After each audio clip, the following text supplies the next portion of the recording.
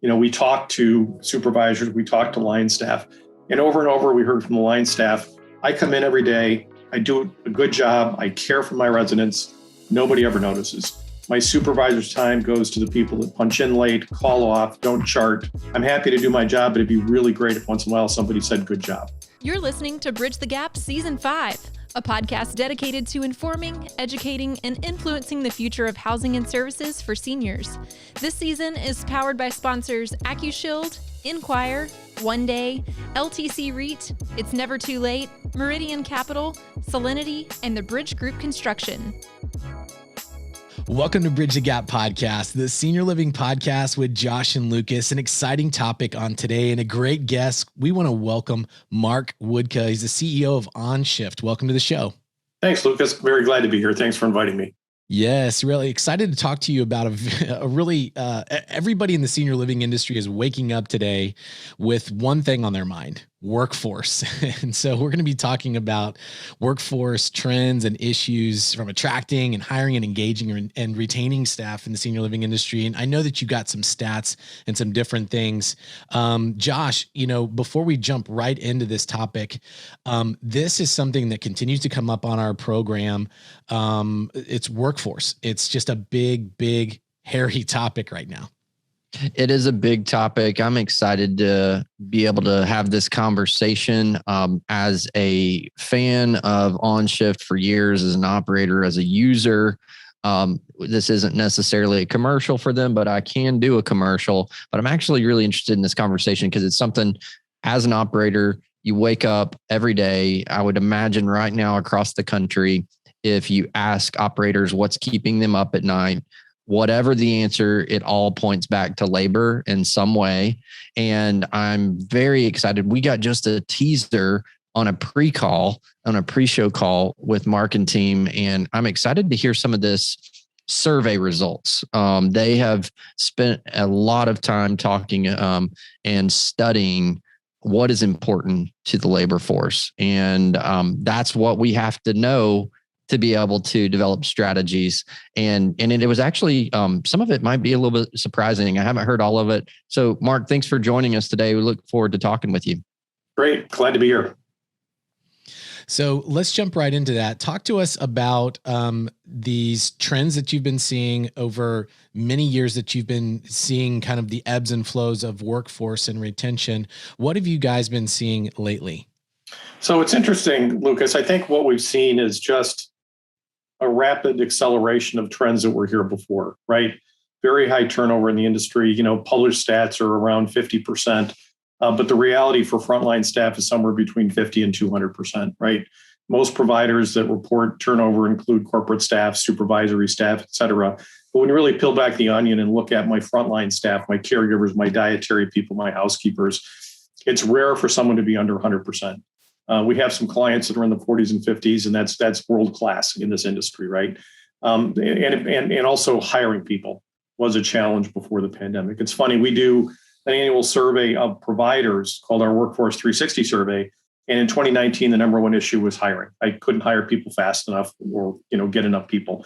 In 2020, it flipped to retention, but they're both almost neck and neck, right? So we've just seen really an acceleration of trends that were already here. That were accelerated coming out of COVID.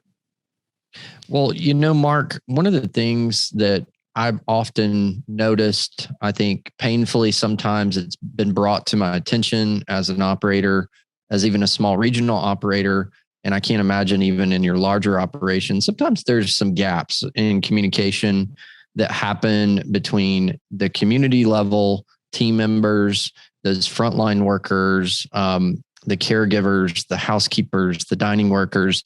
And as you go up the ladder, oftentimes, depending on the decision-making processes, you've got a lot of leadership making decisions. And sometimes there's this big disconnect in where our intentions as leaders, I think, are most often pure, they're good, and we're trying to hit the mark. But sometimes we miss that mark on valuing and understanding what's of value to our team members. And I think maybe this information that you've had in your study might help educate and inform some of our listeners that are in those leadership positions on what some of those findings were and what those value propositions are to team members. Could you share a little bit of that with us? Yeah, sure. So let me share a story that leads into that, Josh. So, we articulated a strategy of trying to improve the employee experience a couple of years ago, right? And because we recognize this turnover and hiring problem is not going to get any easier. And this is pre-COVID, right? And the projections, if you look at our Genum, they're going to tell you we need, 2.5 million more workers by 2030 to meet demand. So we started thinking about, how can we engage with frontline staff? And I was actually at a conference. It was a CEO conference. There was probably 40 people in the room. I was presenting some data on turnover and retention and benefits and perks. And somebody raised their hand and said, we rolled out a 401k and it kind of felt like a lead balloon. And I said, that's interesting because, what we see is people are worried about paying their rent, right? If I'm a CNA or a caregiver, I'm probably more worried about making my car payment or my rent payment, putting food on my table. I'm not thinking about retirement. So I said, hey, show of hands, guys, how many of you engage with frontline staff when you're making decisions about benefits and perks? And not a single hand went up. And you could argue it's not the CEO's job. That's probably more of an HR job. But it was kind of surprising to me, given the fact that there is such significant turnover and workforce is such a critical component of what I have to offer as a provider. I would think there'd be better engagement. That led us to, okay, we're going to survey staff, directly. And so we did a staff. We wanted to do it in 2020. Obviously, that didn't happen with COVID. So we did it in, I believe, the springtime of this year. And we surveyed about 3,000 frontline staff. And we asked them a variety of questions, right? We also then compared that to our Workforce 360 survey, which we do every fall. So what's interesting is when we asked the providers, they thought burnout was the number one issue for staff. Like 80% cited it as the number one issue. The staff, it was 49%. So it was still huge, but it wasn't really, as big as providers thought.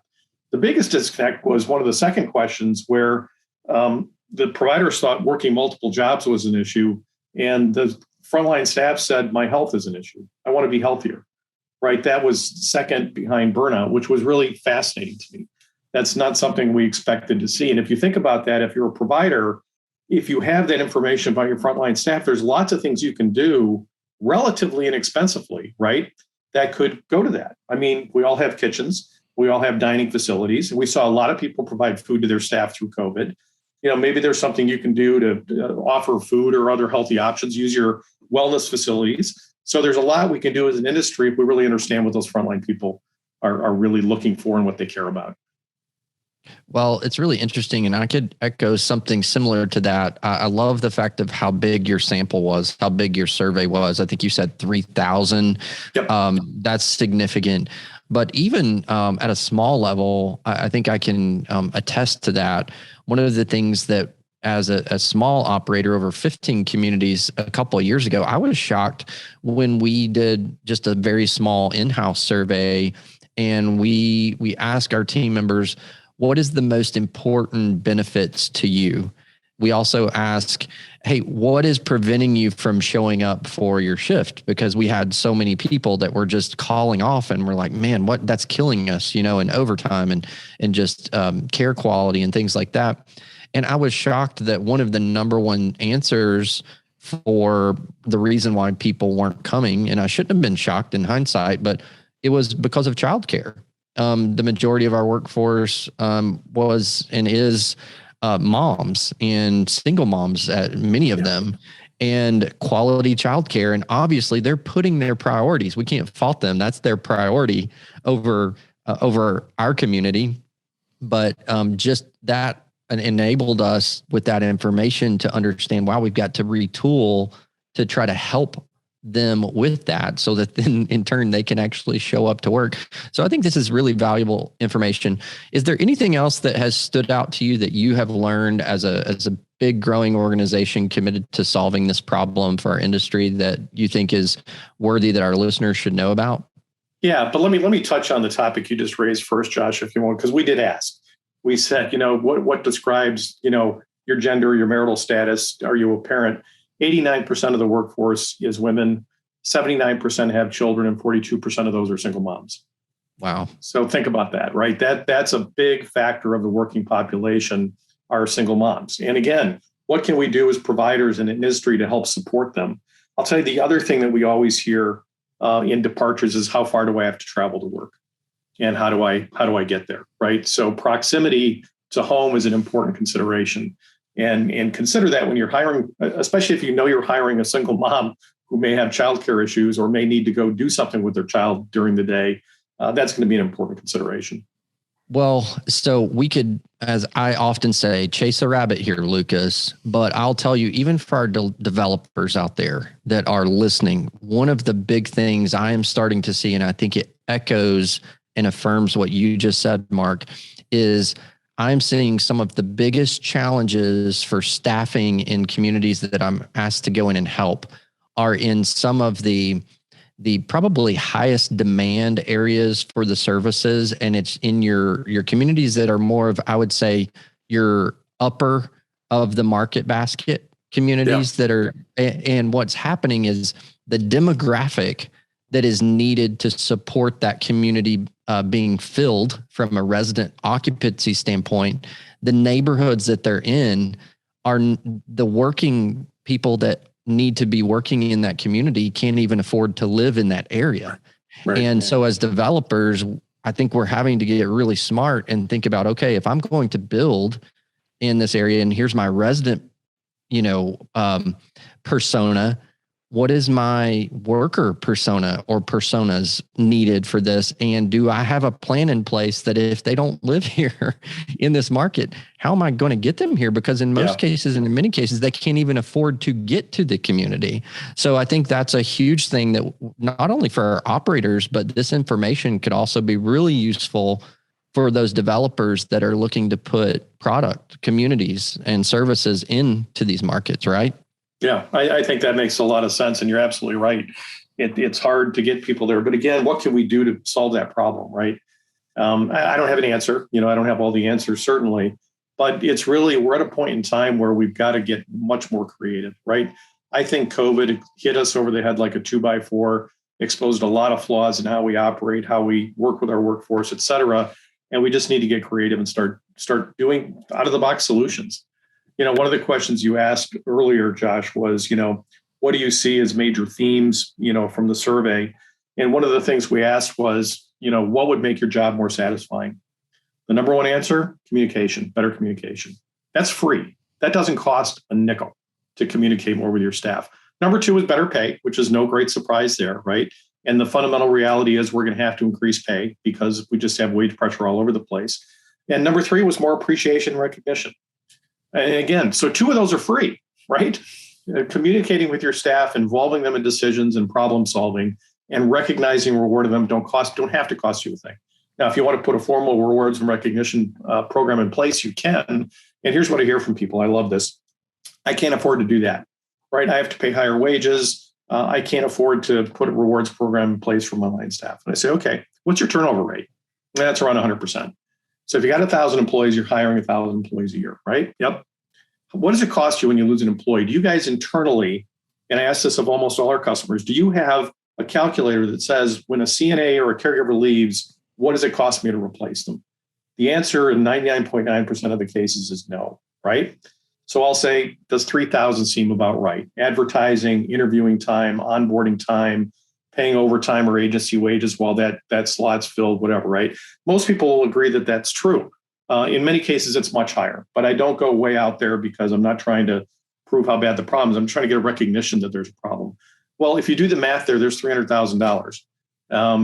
That's your budget for raising wages and doing employee recognition programs, is to be able to try to stem the cost of turnover. And turnover begets more turnover because your good staff gets burned out and tired. And so we've really got to think about how we can attack this problem and make some investments in attacking it. The money's there. Now you're going to want to prove it to yourself, right? And implement some programs, see if it moves the needle. But again, two of the three things your line staff are looking for don't cost you a nickel. It's a supervisory training issue more than anything.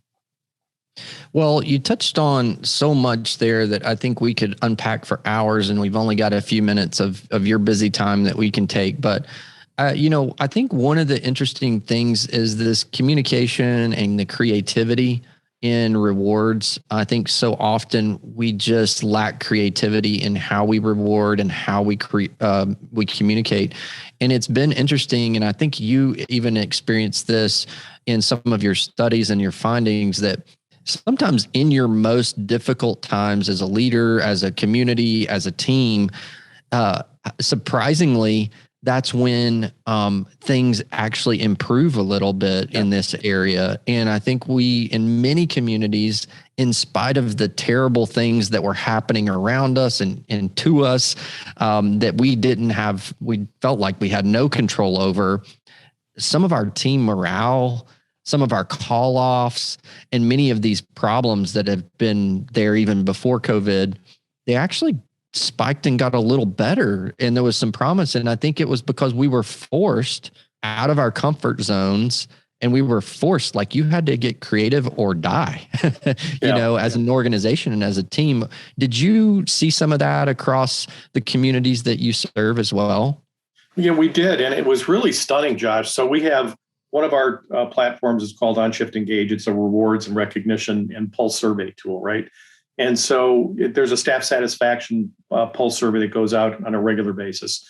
And we actually saw staff satisfaction increase in some of our client communities in April of 2020, right? This is 1 month into the pandemic, and satisfaction is improving.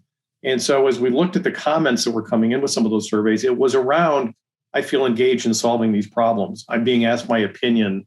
They're asked, do I have enough PPE? Do I have childcare? Do I have food at home? Right? There were all sorts of things that, people, to your point, were forced to address and interact with their team members in unique ways. I mean, think about it. Policies changed every day for a while, right? As new guidance came out from the CDC and CMS. And so it forced us to communicate. And I think a lot of the better operators went, wow, that was a benefit. And if you think about the line staff that stuck it out, I mean, these people are committed. They're here because they want to be here. And we owe it to them to communicate with them and recognize them. I'll tell you one other interesting data point. When we were doing the research on our Engage platform, we talked to supervisors, we talked to line staff, and over we heard from the line staff, I come in every day, I do a good job, I care for my residents, nobody ever notices. My supervisor's time goes to the people that punch in late, call off, don't chart, right, are hanging around at the nurse's station, not doing their job. So I feel like, I'm happy to do my job, but it'd be really great if once in a while somebody said good job. Wow. Well, I'll tell you, it takes me back to early in my career, and I need to read this book again just to refresh myself. I think it was an old book then, but it was The Greatest Management Principle, GMP. And the number one theme is what gets rewarded is what gets done. And it talked about that's not always a monetary reward. Sometimes it's just acknowledging and recognizing and communicating with someone that is doing a very valuable service to your organization. So you touched on that point there. Lucas, this is such a valuable conversation to our listeners, who is a growing and very diverse audience in the senior living industry that we love. And I so appreciate what Mark and his team have been doing, committed to this industry for years, and continue to grow and do services.